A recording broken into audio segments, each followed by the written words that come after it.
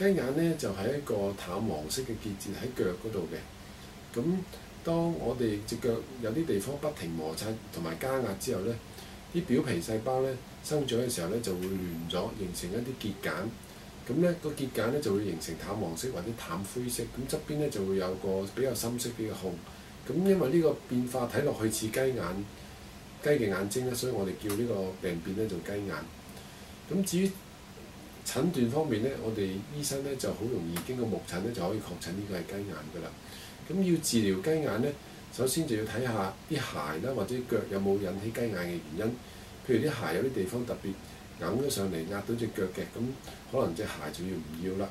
另外，如果隻腳本身有啲畸形病變，譬如腳趾外翻嘅話，咁其實要處理雞眼問題之外咧，就要處理埋啲腳本身嘅病變嘅。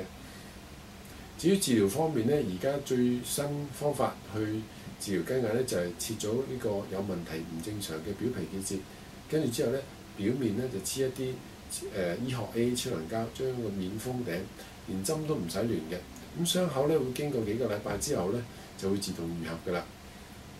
咁至於預防方面咧，首先我哋要避開一啲高踭鞋啦，或者係好尖頭鞋啦，或者啲鞋咧會有機會壓到隻腳某啲位置嘅地方啦。咁如果買新鞋嘅時候，就要摸一摸裏邊睇下有冇呢啲尖或者比較突嘅位啦。